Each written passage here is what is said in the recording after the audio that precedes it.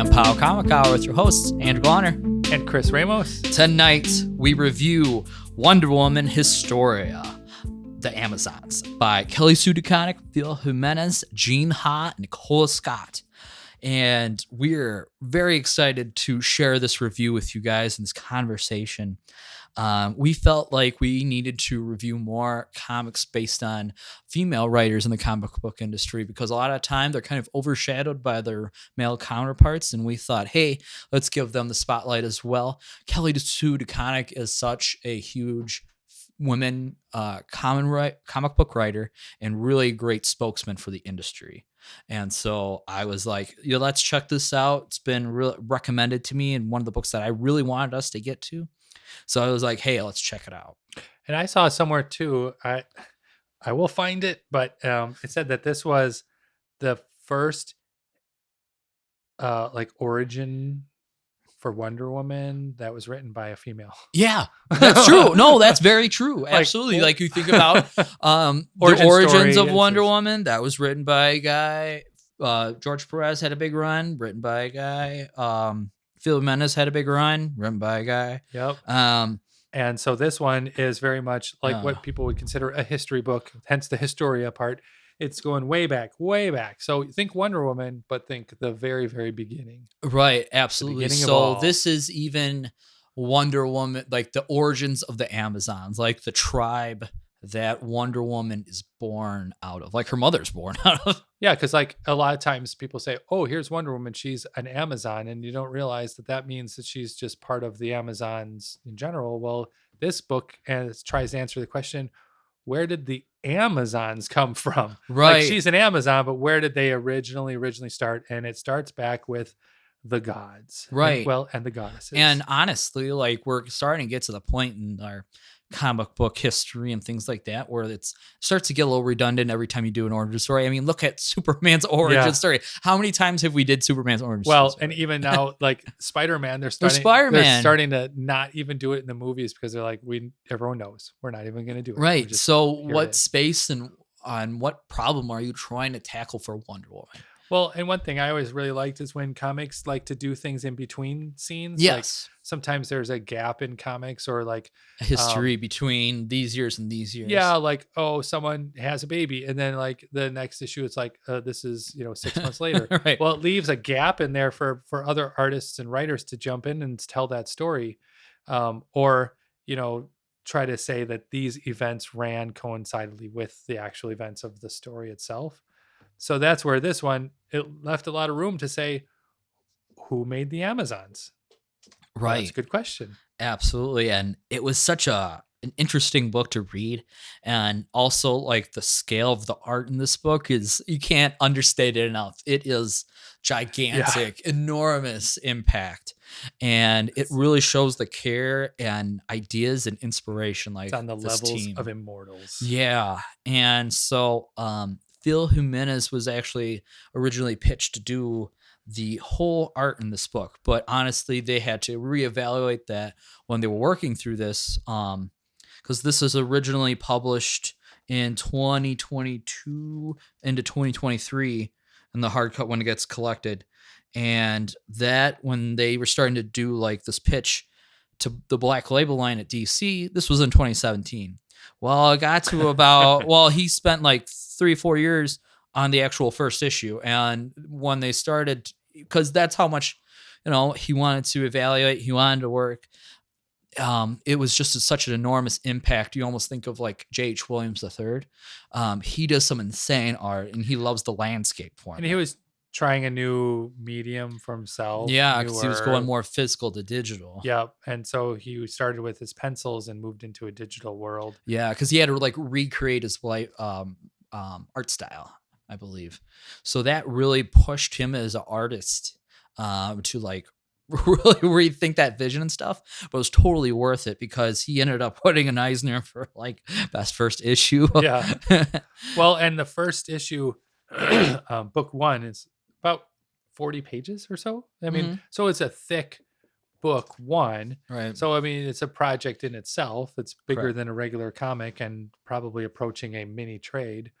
But still, if you want to do 6 volumes, and Yeah. that's how long it took you to do And, 40 pages. yeah. You're You're right. you're gonna be fighting. Yeah, and so for those of you that don't know out there, Black Label was the next predecessor in the Vertigo label. Vertigo was very much cutting edge, very pushing the boundary of what comics were. It was huge in the 80s and like around like Sandman and Swamp Thing and other kind of Doom Patrol, and really just have that solid work in that feel. And it didn't have the comics code, Yep. so it wasn't held back by the whole no swearing, no nudity, rules of that day. Sure. Comics code was set up decades ago just to kind of clean up comics so they weren't showing really graphic things on the covers, but also on the inside. So it was sort of a a safe median for kids, sort Yeah. of like the modern day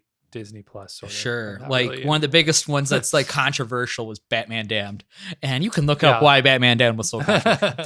But so this was kind of part of like getting artists excited about it and really putting together these teams that were putting out these great comics and just pushing trying to revisit that feeling of pushing the boundaries in comics and really getting people excited about it, and without having the handlebars on. And this is actually published. They wanted to publish in like an oversized issues, as well as like that magazine style, Mhm. and going kind of back because that's a little bit more like the treasury editions and things Yeah. like that, and just having that just different format. You can really do more art in it, and you could charge a little bit more, but again, you're getting more art, you're getting more for your dollar. Well, and I wonder now, And it gets like I'm excited about a different format. yeah, people are in general, and we were just kind of chatting about this just driving around, is that people I think are in general getting more excited about special editions and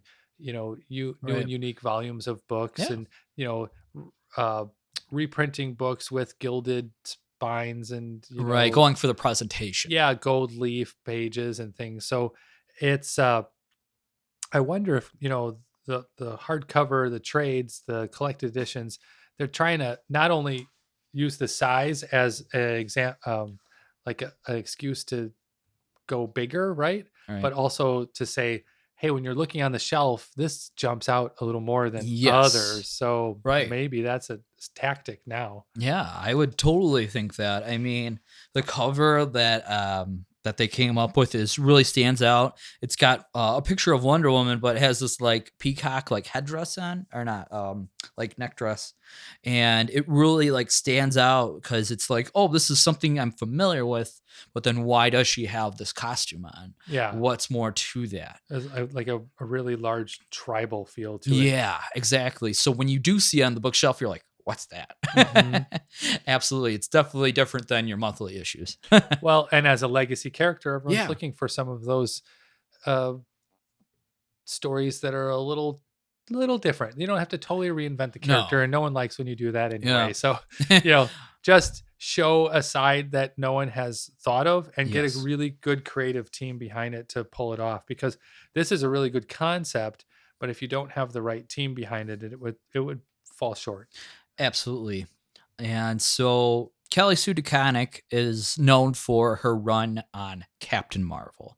She did quite a big run, and it was really well known throughout the industry. And so, like, for her to go to DC and start fresh and really reinvent herself and try something new was huge. And to get her over there, so this was really an astounding feat. And so, in the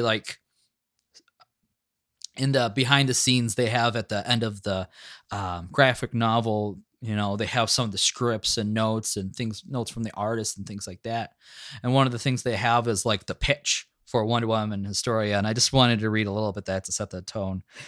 So it talks about like the concept, a poet's lost history of the Amazons, spanning from their creation by a cabal of Greek goddesses to the moment Steve Trevor washes up to the beach. And then for the scope is epic, Homerian epic, Greek epic, and features a huge cast of gods, mortals, Amazons, and monsters, but centered around the Amazon queen Hippolyta. Star Wars is about more than Luke Skywalker, but come on, it's about Luke Skywalker. It's a classic myth in every sense. Hippolyta begins her journey as David to the gods of Goliath, a wild and brash young warrior forging her mettle as she proves her worth. Against all odds, she frees her people from subjugation and learns to govern her persicles like wisdom. Life is good for a brief moment, and then she falls in love with her own power. Like all heroes of myth, her hubris is a downfall.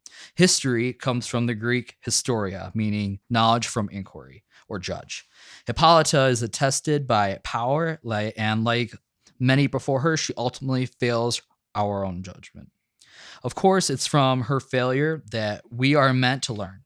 And if we're not, we're not for her failure, she would not have Wonder Woman. So that's really like how you set the tone and the overview of the story. The big scope. Like, right. Because if you like going into it, like absolutely you can get that out of it. But like to look at from the outside in, I think that really like sets the tone and helps like describe it for people in the pitch. Well, again, it's nice that Wonder Woman really isn't in it. Mm-hmm. And that to me was like while I was reading, got about halfway through and I thought, you know what? You don't need to know anything. No, you don't. You could just start reading this and you could be a lifelong Wonder Woman fan, or you could just be sort of new to comics. And this one actually really sets it up.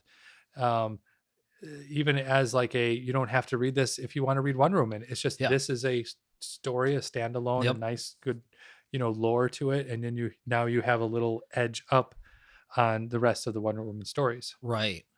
And so this is divided up into 3 parts of this graphic novel. They have plans to do it more, but we're going to be talking about the parts that they actually covered in the graphic novel. So the first issue was like the gods of Wonder Woman's world.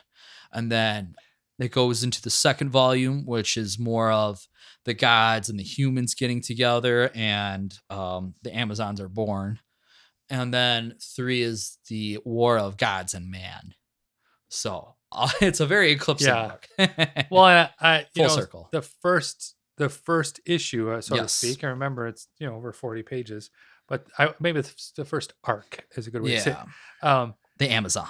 There's really no like time on it. It's just you get the idea that it's in the world of gods, which is way different than anything we have here, and it's epic and huge, and Hera is there, and Zeus is there, and Athena is there, and so it's a lot of like big names that they threw down. Right. So in your brain, you're thinking this is something really otherworldly. Absolutely, right? And we've seen like Greek mythology adapted in like pop culture and media, so you kind of have this representation of what that looks like. But to see it re-envisioned by Phil Jimenez, it was like taking it to like different levels for me and really like enhancing it. Yeah. Kind of almost like what they do with Thor and things like that. But like this is he wanted to put like, this is what my Zeus looks like. He looks like a giant.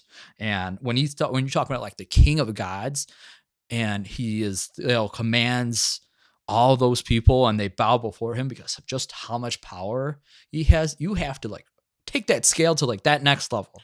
Yeah, because even the other gods were small compared to him. Yes. They were like, big, a little bigger than his hand or maybe his forearm or something. So it's like, he's all of it. And when he was standing, there's a couple of moments where he became the sky pretty much. He's just so... Clips the background. Yeah, he's just so massive and so all powerful. Yeah. And we kind of get introduced to like, here is our gods that we're going to follow right from like the first page. Yeah, for the first page. Hestia, who is the god of the hearth and fire and the altar of flame. Artemis, the huntress. She is the moon and the wilderness and the restless heart. Demeter, the grain and growth and the sacred cycle of life and death. Hecate, goddess of the crossroads and witchcraft and death. Aphrodite, love, beauty, and pleasure. Passion, the goddess of appetites. And Athena, the weaver, cunning and sharp, goddess of the city. She's made of edges. And then Hera, the goddess of women. And these are the core gods that we focus this book around. Mm-hmm. And again, I think if they kept this style running through the whole book, it would be cool. But I think it would also just kind of like take away from the gods versus men. And it's almost like you wanted it to get like dummied down and clean because you're like, now you're in a world that we need to associate with. Mhm. And this original god world is just, there's just a lot going on. And Right. it's just things of just people are floating and people are like, yelling at each other, and they're doing like really mythological things like, the uh pulling feathers out of their mouths. Yeah. And it's like, yeah, Yeah. you're like, what is going on? I mean, it's just Well, like you have to make them stuff like that's, above and yeah, beyond. like, You can't, because like you have to set a difference between like the demigods and the gods. yeah. So then when you look at it, it's like there are things going on here that is just on a scale that, any mortal person would be just either overwhelmed or just dead. Absolutely, and I don't think we can't gloss over the fact of why the gods created the Amazons Yes. because of all the just oppression that women got, and Kelly Sue DeConnick was the perfect voice to like give that, Mhm. because she's a very huge advocate for women's rights and for their voice to be heard, and so to like say these are all the reasons why um, women were oppressed, and so the gods wanted to create the Amazons was really huge in this book because that really hit home. Well, and yeah, I mean, some of those themes were, on that page, Yeah. exclusion and Yeah, entitlement, degradation, chattery, assault and entitlement, stuff. yep, So suppression, yeah, assault, So murder. this book still is very female centric, which is another, strong topic, obviously, of Wonder Yep, Woman. So it's cool to see that that wasn't taken away, right. as they're trying to tell this story from long ago. That Mhm. the intention was always to have a, strong female leads, things like that. Yes, absolutely. And so, I guess before we go any further, talk about the art style for this first book. Well, about Phil Jimenez, like how would you Y- describe it for people? Yeah, so on one side, I do like that. Um, I do like that it was drawn as, oh, I guess the coloring is more so, but I do like that the coloring and the drawings are more like otherworldly, and that he really like Yes. leaned into that as hard as he could, right? Yeah. But it was also very digital, so it's to Hmm. me it's one of the better combinations of drawing and digital work. It's Yeah. because sometimes you can tell right away it's all digital, and you're like, Mm, this is a very digital thing. right. But this started with pencils, and then Yep. kind of worked on top of that. I think I saw that he was working on an iPad, did Oh, with Procreate. cool. So that's pretty cool in itself. Right. But that's also maybe why it took so long. But the idea, I think, for me is that you still have to have that base drawing idea, and that goes along with the story. And Right. sometimes you can do a, a drawing that's totally disconnecting from the actual story just Yes. because it's like, I'm going to draw this wacky, huge, colorful digital playground, and you're like, Mm. it's not following the text, right? Right. And And then we were talking about how this is more of a landscape book for than a yes, portrait book. right, yeah, it's like almost every page is a double wide. Yeah, It's like just, yeah, a spread yeah, page. yep. It's spread So page heavy in this book. and maybe that's just to help show the scale of it too. Honestly, yeah. Because if you don't, I mean, it takes away a little bit. But I mean, the panel work that he does, because he kind of sets here's the environment and here's the colors that we're working with. He can like zoom in on certain parts. He Hmm. can break up the panel, or like here's a close up of her eyes. Here we can pan out and see like these pillars and different mythological creatures. And It's very yeah, much a piece of art, but then also you're not lost in it, and no, so it does still follow the story really well. the only thing people might have a little hard time if you're not used to the format is like how the dialogue like bouncing around that Yeah, on a big page, on a big sometimes you don't really page. realize where the dialogue bubbles even are. Yeah, They are absorbed a couple times into the background. right, because you're supposed to go left and right like in traditional Western comics, but sometimes going up and down it can be interesting to navigate, or like you don't know if like if the double spread is like it's all one page, and so you're supposed to read the whole thing like from the left page to the right page, or if it's supposed to go dialogue. But once you get through the first book and just kind of take it slow, but once you feel it out, like you'll get Yeah. it. Well, and that's why too. And it's not dialogue heavy. I wouldn't say this is a dialogue heavy book. No, not really. No. And I always encourage people to, once you do turn a page in a comic, you know, kind of zoom your brain out a little and just take in the whole page first, and then go Agreed. back into finding the words. Because sometimes you do get caught in that trap of like Yeah. word bubble, and you're missing the actual like Right. page Exactly. because you're just trying to read it like a book. Right. You just want to get the text read, but you don't realize that you're losing Right.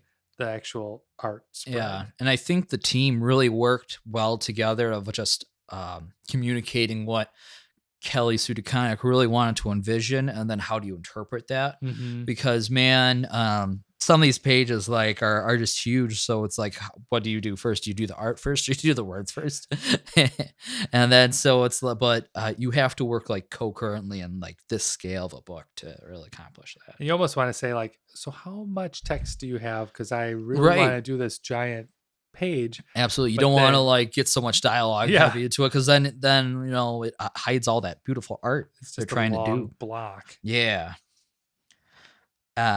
So yeah, I thought the art was phenomenal in the first issue. It was just it's next level. It Yeah. really was, and it made you feel like you're in this like great big like animated scale like Greek mythology story. Well, and even when the characters were really well drawn or just like really tight, Yes. the background was very like soupy, watercolory, you know, almost like a painting in itself that they just sort of put characters on. Yeah. And I enjoyed that. I thought that was kind of a neat way to do it. It gave that painterly feel without making the whole thing Exactly, painterly. because you can still like highlight the 6 gods that there are, and you can like have like like this one has like square like close-ups of their faces, so you can kind of see where they are on the page or how they're fitting into that moment, which was really interesting to see. And then so you can have like you can put the attention to detail in there too, because he loved doing that. Yeah, you can tell too that like a lot of times the page, a large part of it is sort of blurred, and then there's one part that's super detailed. Yeah, he's So trying to it's, fit like the little animals that or in. familiars in there, Yep. the birds, the peacocks. Animals were still a big part of this because they kind of identify with each god, and that's how you want to like symbolize them too. There's a lot of that too, like a lot of symbols for each god. Well, You really and wanted to a lot highlight. of that is just a historical. Yeah. Like I really like this idea that, you know, while you're reading this, you might find yourself wanting to go back and look up the gods themselves, which Yeah, is kind of cool because it really starts connecting you to a long history of mythology right. and saying it's interwoven. Because, you know, a lot of people do say comics are our modern mythology, and that's kind of neat to tie in the old and the new. Right. Yeah, that's a good point. So yeah, we got to see the gods say, "Hey, enough, Zeus. We're gonna go. We want kind of repayment or just apology or something like that for the crimes against man." And Zeus is like, "It is what it is." And Zeus, he did his. He did his own thing and populated the world and things like that. And He was like, he's not apologetic. yep, At all. He's like, humans are serving their purpose to just Serve us. keep growing and worship us. Really, Yeah, is the really. idea. And so the female gods, they're like, we want some justice for that. So they went on their own, and so they put their power out into the universe and created the first tribe of Amazonians, essentially. And the first warriors. So they have, The each six have, tribes. yeah, the 6 tribes. Yeah, 1, 2, 3, 4, 6. Yeah. Yep. And so they each are like champions of a god, essentially. And then they form the first tribes, the first 30 Amazons. Yeah, which is a really neat way to look at it, is to say it's not just like the Amazons that everyone thinks of is just the one type of Amazon that's Yeah. on the island with Right. Wonder Yeah. Woman, Like right? how they all look similar to Wonder Woman, just in different Yeah. ways and things like that. And Like, they're all like just athletes that yeah. live on an island. Right. Yeah. And so it is cool. You see it of all shapes, all sizes, and Mm-hmm. differences, Very, and a lot of like diversity in it. difference in powers Yeah. too. The power sets were Yeah. way scaled in Absolutely. Like one was very fire based, one was very magic based, one like was very very knights, like athletic, paladins knights and almost. paladins. And how he designed this was each tribe had its own, like, since they aligned with like one god, he made like their armor and things like that similar to Mhm. one god, so you could tell which tribe they were from. Yeah, because That was really smart, like some of them are character very development. nature based, like with the deer antlers and things like that. Yeah. Yeah, right. And or snakes or fire or like the darkness and dream. That was so cool to see, like from a character like design point. Like that's so cool. Yeah. Yeah. And so we got to see that like develop. And Hera, she didn't want to participate, but she said, "I will help, but just when the time is right." Right. And they're like, "What the hell, Hera? You're kind of like our leader and stuff like that. And you're And just now you gonna guys dip go. You go. at the last moment because she feared Zeus's like justice or revenge or the punishment. Well, Because technically Hera is Zeus's wife." yeah, and Hera, that's what I was say. Hera is so high on the chain Mm-hmm. that she still has to represent a certain level of God. Right. So she can't get into every little side project. And a lot of times, something that was going down to affect the humans was just seen as like a, well, no, try it. Like it's Mhm. just is a very much a side project that they sort of like to play around with the humans, and let's give him this tool and see what happens. And that was never really something that I Yeah. think the upper gods Mhm. wanted to get involved in, because they thought, well, it's just child's play kind of thing. Absolutely. And one of the things that really surprised me, just in differences of pop culture, was that Athena was more in the background or more of the advisor because she's the goddess of wisdom in this book, and Artemis was more towards the front, but she very much aligns with like Wonder Woman's lore, so it makes sense that she was more of brought to the forefront. Yeah, it's funny too, because like Hera and Because I'm not used to that. I was like, oh, this is Yeah. interesting. they're, I think, more household names than some of the others. Right. So it was cool for them to pull a new story Yeah. out of ones that maybe are not so recognizable. Right. Yeah. And then, Hippolyta comes out of this as kind of, she isn't one of the initial Amazons, but she's adopted by them because she's just out in the world. And Doing her she thing. kind of stumbles. She's really treated harshly. She has her first kid, and she's told, hey, because they are a what was it? No, they are a woman. She had a girl that she was basically disowned and Mhm. would probably get snuffed out. And so she's like, hey, I'm gonna go take my child away and do what I want. And then honestly, she sends the child down the river. And she's very heartbroken by that decision. But she didn't want the child to suffer. And then she has this high regret. And so she's looking for like ways to reform her life and not take her life as well. And so the gods kind of say, hey, we see you. And we Yeah. want to save you from this Well, fate. and it's exactly what they were saying at the beginning of the book, is that all of these wrongs that were on a woman, Yeah. they're witnessing this happen to her. Right. So of course they make themselves known, and that's a really cool spot too, where you're just like, Yeah. oh man, like they are watching. Yeah. And so that really kind of grounds us into like the trials and tribulations that Hippolyta, Wonder Woman's mother, went through to like get to where she were, and how she became this great leader. Because when you see her like in comics today, like she was very like very stoic, very wise. She's the She was like semi-elderly. she's the leader of all this tribe of women, these Amazon warriors. But to see her come from like nothing and zero, that was huge. So I really like some of the panels he did, like yes, where he sees like her running to find her child that she sent down, that she discarded. And they do this like her running and falling and running and falling, and like Mhm. kind of this progression of her going through the land, just kind of trying to find her child. And then the gods finally stumble upon her as going through all these trials and stuff. Well, And the other thing I was going to mention was just the panel work in this book was really well Yes. done, because sometimes they go from, like you said, one huge background image that's just a bleed for 2 pages, and they layer panels on top of that, Yeah. or they break the whole background away and then do like a 12 panel spread, Right. and it is cool. They're trying to, I think, play with the idea of like the chaotic nature of all of Yes, this, I like the agree. story of like this is this is not a streamlined, one event leads to the next. This is Sure. all of this happening, all these emotions Yeah. and all these Right. issues happening. I mean, there's some points in the book where there's one of the guides that can perceive like everything. So they're looking at the past, they're looking at the future, they're looking at death, they're looking at life, they're looking at like kind of the horror and what good things could be brought about. And sometimes like Phil Jimenez will like have like the spiraling circle of just everything going on at once. And especially during like some of the fight scenes and stuff, and them like kind of just pushing that barrier out. And you're like, that's really cool. Just to remind you that this These are all page, the emotions that they're yeah, going through. this page was like Perceiving. 22 seconds long. And so Yeah. I'm just going to kind of mash it into one Right. giant thing. So Yeah. to remember it that way. But that made like a huge impact, and you're perceiving that emotion that they're Mhm. going through as well.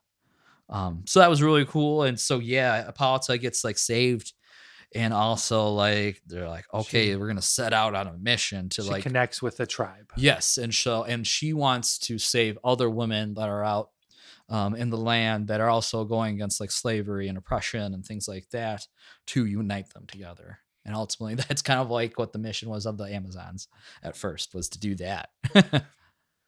And the book 2, so we get into Gene Ha. Yeah, Gene Ha. I thought that the artwork was solid in this too, but it was also It very was very different. straightforward. Yeah, it was very Yes. cleaner. I mean, He's known for like top 10. He did some work with Alan Moore.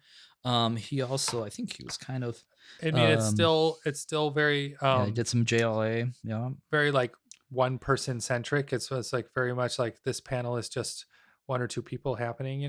So it's getting more into the human side of it. So you're not getting that like Yes. crazy I epic agree. Yeah. god swimming around the sky. Yeah. It's mostly in a forest. Yeah. Like the whole book too is just Right. you're And very yeah, grounded. he has very clean designs.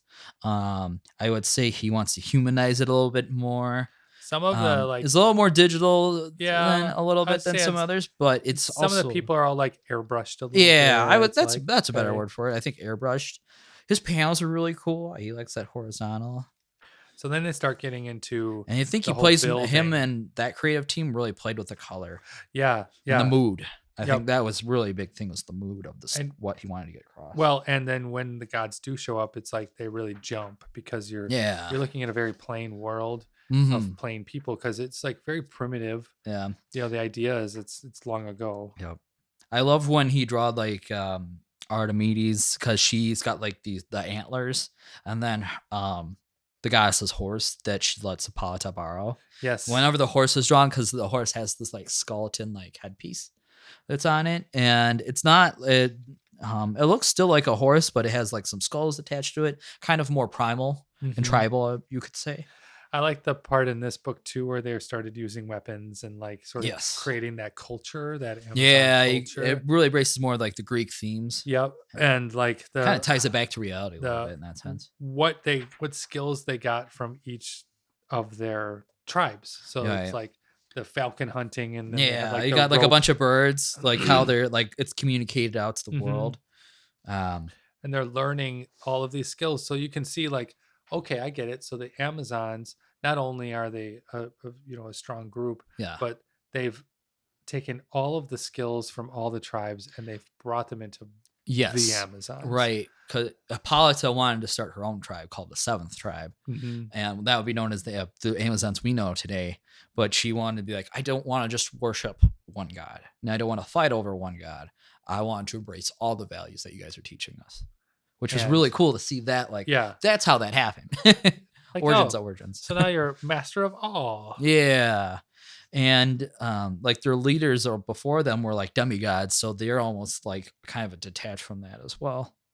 Well, they start calling them sisters. And They Yes. start doing that whole, community. then And then they go like start like freeing slaves. yeah, I Yep. I like that too. Where they said we've learned all of the skills, and then Because they're you kind of know Robin Hood in that sense one too. of the Yeah. skills that when needed is to kill. So I was Hmm. like, oh, that's they've learned that skill and they have it as their skill set, but they don't use it just like everything else. They don't Right. use it all They the had, but time. they still had to learn to be like merciful. And Yes. that's ultimately like their downfall. Right. Of sometimes they have to show mercy, but when they showed mercy, then that led to the War of the Gods. Right. Yes. Or the gods and humans. Well, and I think that was it the part there was a part where I felt like they're not connecting with humans. I mean, they're just like Oh, right. they're just that they themselves have become on a different level, of course. So that Sure. now they're like, Yeah, where because is they're our almost role? like they're not isolated from society quite yet, but they're set apart. Like They're making their own their rules own and saying, society yeah, of it. we don't need anyone else, is where they started Right. getting on their brains. Mm-hmm. Which is a fair point. I mean, they didn't want to be, enslaved anymore. So they're gonna do it over here. Well, and yeah, and at the same time, I They mean, wanted their freedom. That was their big thing, was freedom. yeah. So the tribes were made to say we were free, but then it's like the Free the but the united. other Yeah. side of that is the other side of that coin is that you're isolating yourself from the rest of the world. So you're saying like this is us and you are they, and we're not going to mix. Yeah. So really well thought out. And you got to make those distinctions. They have their different personalities, but they feel united. And how do they deal with conflict when it comes up? So that was very interesting to see how that's handled. You also get to see like they did like constellations. Yeah, Gene the Ha gets to different- play around with that space because he wants to experiment a little bit. So there's like a bear that looks like a constellation, and then they play with like how it's formed around her. More symbolism, I would say that. But I think where Gene Ha really excels is like showing the human side of the Amazons. Yeah, and even his layouts His of the designs of pages were those. really well done too. Absolutely. Like the way that your eye moves from panel to panel Right. on purpose, like people are facing a certain way or as Mhm. purposely bringing you over from colors. I think that's really a solid piece too. Yeah. So yeah, one of the tribe members, accidentally trying to kill somebody in Apollo's temple. Oh, and Apollo is one of the gods right underneath Zeus. So when that happened, he was like, "Oh, Zeus, they killed Yeah. my people and My boy, my right? boy in my temple. There's hell to pay now. Now there's this tribe, these Amazons and these gods that defied you. Kill them for what they've done to my beautiful." So that was kind of like the catalyst of how this got around. And you kind of felt like that was where it was headed all along. Sure. I mean, they're Absolutely. already trying to put themselves above men and below gods. Well, They that's a knew they weird couldn't get place away to be. with it forever, but they thought they have longer. Right. Like with anything. Yep. It's just a weird place to be stuck And in. Hera was like, I have to start planting some seeds now. I got to start thinking about acting, kind of trying to get a sense of urgency. And it's like the guys have created their own champions very well. These Amazons will be the burden of theirs. And that book sort of ends with that quote. Says, "Where we are headed, this won't be war; it will be Yes. slaughter." Yeah, unleash hell upon them. Unfortunately, they woke everybody Right. up. And I kind of liked how they created Jimenez and Gene Ha like created enough gods where it was enough to keep you entertained. At the same time, it wasn't overwhelmingly. Right. You didn't do every god in Greek mythology. Well, You kept it like a cast of like 5 to 6. yeah, and the gods themselves are just sort of doing heroic poses. And Yeah, things. They're right. not like really coming down to wreck stuff. Mm-hmm.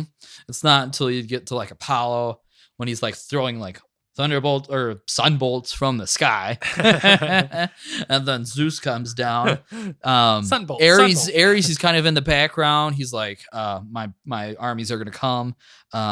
Hades isn't really even mentioned. You talk about Tartarus, Yeah, but they don't true. really use him. True. Poseidon, he's kind of on the sidelines a bit, but it's not overwhelming. Yeah, there's quite a few. That, And I like that part because that was kind of a smart choice on their end. well, maybe not everything needs all the gods. There's 10 Maybe. enough. There's Yeah. 5 good ones, 5 male, 5 or 6 male, 6 female. It kind of balances out actually. The third book is Nicola Scott is the Yeah, this Artist. was I think one of your favorites, yeah. right? I thought the artwork fine That was like took book 1, book 2, and combined it. Yeah. and then mixed a little bit of their all own right. And she It's- had the really the nice. freedom of, hey, Phil Jimenez, he kind of developed the designs. Gene Ha kind of developed what the characters and the story more of intertwines. And now it's time for me to have all the toys in the sandbox and smash them together. Well, yeah, and then really tell a heroic story. it allowed her to not have to build it like Yes. you said, she didn't have to build this society. It's like, here's a society doing well, right? Yeah. And you just sort of had this doom and gloom in the background because you know what's coming, like, all right, Yes. I know from the second book the gods are coming for Right. this, and what's going to happen, Exactly. And then you're like, okay, when's Wonder Woman coming? When is Yeah. Wonder Woman born? You're not sitting there wondering that the whole time, but you're like, eventually she's going to be there. It's like you're looking for, like, oh, there she is. Yeah, like, right, you're just right. waiting for that moment. Exactly. I really liked on, I think it's her second or third page. And I guess in each book, like, they lay out like their look and the character designs for each gods. Mm-hmm. So when like Nicola Scott, she kind of lays down, this is what Hestia looks like: Archimedes, Demeter, Hecate, Aphrodite, Athena. And then she gets to Hera, and she's got like this really embracing like the peacock design, she's got like and a dress whole peacock gown. And that was like, oh, that's so cool. And that really, when we got to this like double page spread, that really did like invoke like, this is my style. Yeah.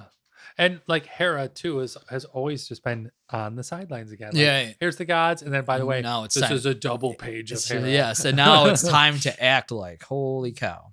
Yep. The first volley, of course, comes from Hercules. Yeah, that was also really interesting. Heracles, as Heracles, right? And so that was another kind of like, oh, this is interesting, because Hercules from like Marvel Comics, he's basically Thor, just Greek Thor, and yeah. So I was like, okay, bulkier. Yeah, or a little bit, and then you get to like some of like the Hercules show that came out and things like that, and you're like, oh, okay. And then you get to when you can draw Hercules. He is like 2 to 3 feet taller, and just massively like muscular than one of the gods. I think first of the tribe of Artemis. So it's one of like her tribeswoman, and he's Antiope. Yeah. Yep. And she's a badass in her own, but like when she comes against him, like he's like 3 of her. Yeah. But she's still like, I'm not backing down. I'm still going to go through with it. I wonder if it really, some of that strength goes with just confidence. Right. So the Amazons, they really have grown their tribes to be confident in what they're doing, and they're not going to just let this first. This is what they've been training for, I guess. Right. They say it. Yeah, and still they're all very heroic and still, but again, there are a tribe. So like each of the tribe's members kind of lurk in the woods. They respected the fight, but at the same time, they're like, we're not gonna let Antiope die. So they all like gang up, and there's this all the queens. This double page spread. It's one of like the most noble ones in the book, of just a tribe of the entire tribe kind of swarming him. Yeah, and like they send his remains up to Zeus. He was not happy. I mean, they thought it would be like, honor him. Nope. he was strong, but then the 30 came out, you know, and some of them, all the tribe leaders too, they were created as sort of the top tier of their tribe. Right. So I guess you could think of it as they were the champions of each tribe. Mm-hmm. Yeah. So that was awesome. And you did this when you got to Zeus. And oh man. Yeah, Nicola Scott just really has so much fun bringing the armies together. Our gift is not received in the spirit with which it was intended. Yeah, right. And it's kind of funny how both Phil Jimenez and Nicola Scott really pushed themselves when it came to art, because they've did Wonder Woman stories before, but not like this. Yeah. So it was really cool to like hear that they really went that extra mile for this book, and this vision that Kelly had. So yeah, this and it's a bloody war. It can't be said enough. It's a bloody war, and Hera kind of picks and chooses her moment. She's like, okay, I gotta start moving, and honor their dead, but at the same time, they're like, all right, come on, step up. It was funny how they had a little comedy in there. Yeah. The kind of the thespians, are in there, and I mean, they, I'm trying to think yeah, too, as we're working through this book, right. what was one of the bigger what's the bigger draws for people who read Wonder Woman? Like when you Yeah. read Batman, Hmm. the draw is you always want to see that sort of like vengeance side, and Yeah. you're like, there's a part of you is like, yeah, Mhm. look at that guy got what was due, right? Right. And I think Batman's like um idea that he's just a man and he's just Right. like he has no superpowers, he's just rich, Hmm. right? Yeah. Right. But Yeah. What's my power? I'm like rich. for Wonder Woman, I think it was always the idea of just like she's outside of society. They're almost godlike. They've created their own rules and no one bothers them. But then every storyline is like someone bothered them. Right. So then you're like, Yeah. that's what that's what Right. the story is. How are they going to get out of this For sort of sure. right? Like They have their own brand of justice. They're fighting for their freedom. They're fighting from um, endangerment, slavery, and fighting just for their or right just to and be their hold totally on their own and be uh left alone. Yep. evaporated. Like Right. Zeus could just be The like, you're done freedom. now. Right. Because there's some respect in that, and they really pissed them off. But at the same time, eventually they come to this treaty of like, I'll leave you alone, but under these circumstances, you give us this, and we'll be fine. Hippolyta is like, that's it? That's what Yeah. you want? And she's kind of insulted by that, but at the same time, he's like, or I could just kill all your people. I could kill the Amazons right Yeah. now. And so she finally has to settle on going, here's their island of Themyscira. And that's where we kind of see like the other like female gods. They said, all right, well, we will give you something, for fighting for us.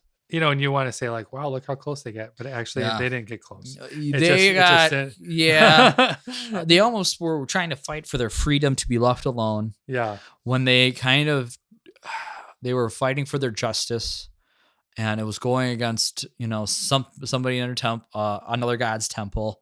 It was against their own trade. It was against their own some followers of other gods. So it was going to eventually happen. Mhm. It was just a matter of who pushes what buttons and things like that. Well, yeah, It's and inevitable. again, like Hera was always on the sidelines, but then I you know, Hmm. I see, you always want her to be part of that lore, and it's cool that they kept her in there. Yeah, exactly. Just to say, hey, you know what? These gods are still there. It's not like something was totally reset. It's just this sort of subgroup came, they wanted to do their own thing, and this is how they did it. Right. And not anything is without bloodshed, but hey, this is the history book. So I wonder Exactly. where like book 2, if they're gonna do, Or the next 6 volumes. Yeah. Yeah. which would be book 2 and 3. They're talking about doing 9. Yeah. This is books 1, 2, and 3. 3 volumes. Yeah. There's 3 issues. Yeah. Oh, I see. Yeah, So yeah. one more stretch 1 of 3. or 2. Yeah. Whatever they decide. Because who knows, they might consolidate a little bit. Good dance. Bring Phil, but just take the same Yeah. artists, just do the same. Right. Yeah. And I think he Just finish it. still wants to be part of the vision. Mhm. And they were talking about doing like maybe 2 issues and maybe seeing what kind of happens. I hope they bring the same team back. Because I think they all have like distinctive styles that really come across in what Kelly's vision was. I think it's a great story, especially a really exciting to like jump into something that's never been told. Right. So you're not just trying to like rehash something that's already out there. Exactly. So yeah, this was really well done. It's kind of nice that DC is stretching stretching a little bit instead of trying to just reset. Like, let's go back to Wonder Woman number 1 and try this again. It's cool that they've got stories that they can tell and they're identifying. Right. And actually, this is one of DC's like strong suits, I feel like, is that they can do like these one-off stories that aren't super tied to continuity. They Mhm. are, but Marvel really doesn't have that in the same like history or way or just method of doing like Elseworld stories, I guess you want to call it. Yeah, or like Marvel. Like Marvel wants to tell something that's not in their continuity, so they're like, well, you can tell this story, but we're not going to bring this into the mainstream. Right. Where And this is mainstream, even though it's Black Label. It's right. You can kind of take it as like in continuity, and some you could take out of continuity. there's been so many revisions of all these characters. I mean, Wonder Woman, I think she had their 80th anniversary. If it was not too long ago, it was, yeah. It's true. You know, she's just as old as Batman. Not by far. I think, yeah, because he celebrated 85th. Yeah.